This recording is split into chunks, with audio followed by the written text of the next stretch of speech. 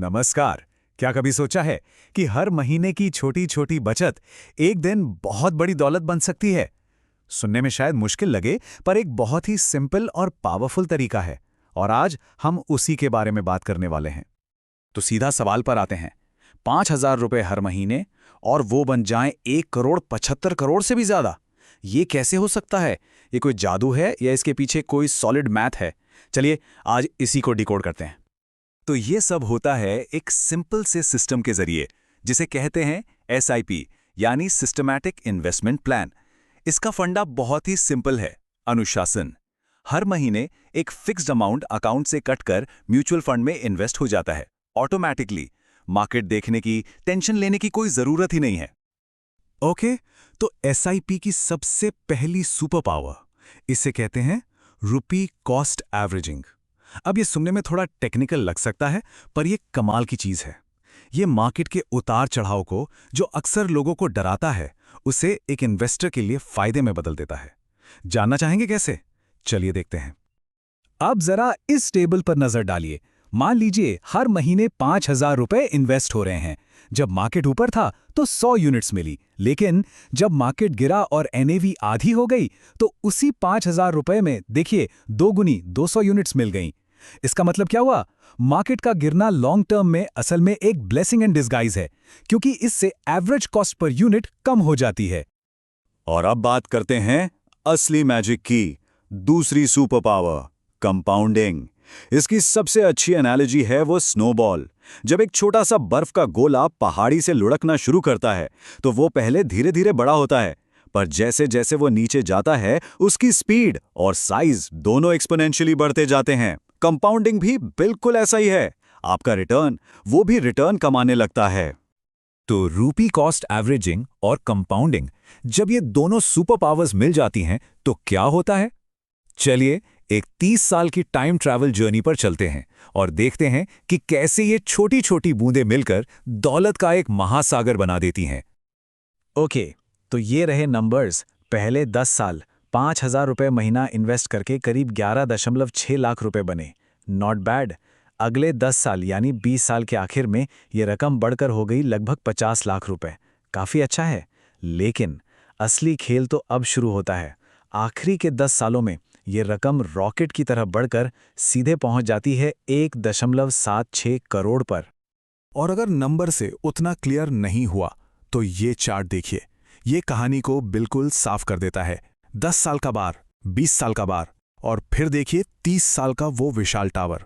आखिरी 10 सालों में जो वेल्थ क्रिएट हुई है वो पहले 20 सालों में बनी कुल वेल्थ से भी कहीं कहीं ज्यादा है। यही है वो एक्सपोनेंशियल ग्रोथ। तो पॉइंट क्या है?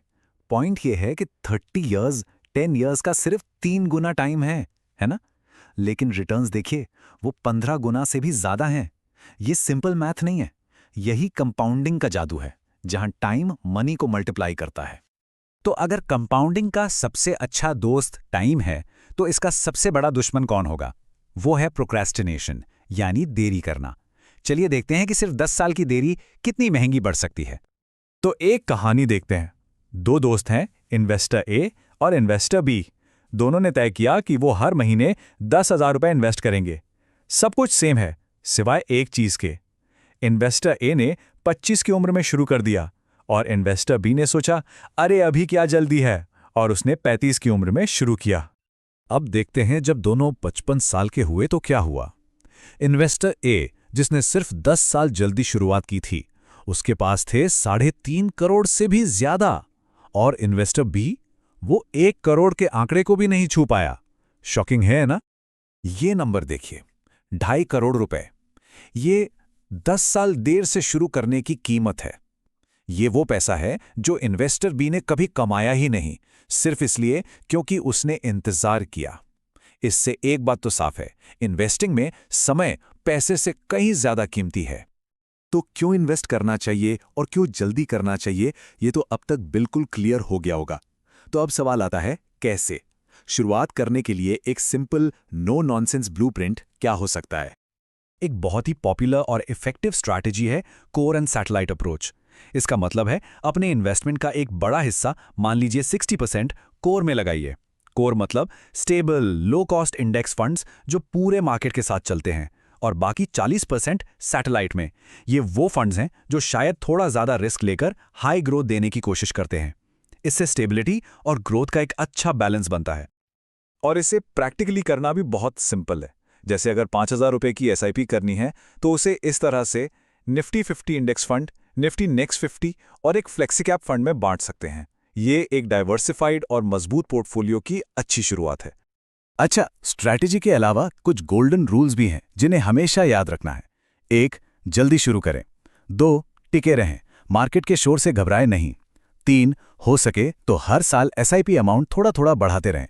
4. जब मार्केट गिरे तो एसआईपी बंद ना करें बल्कि इसे एक अपॉर्चुनिटी समझें। और 5. अपने एलोकेशन पर फोकस करें। एक और ज़रूरी बात, ये जर्नी दिखेगी कैसी?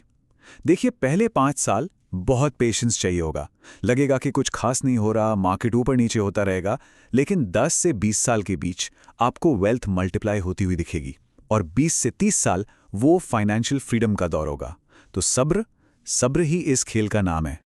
तो आखिर में इस पूरी बातचीत का निचोड़ क्या है? सिर्फ एक line, time is greater than money.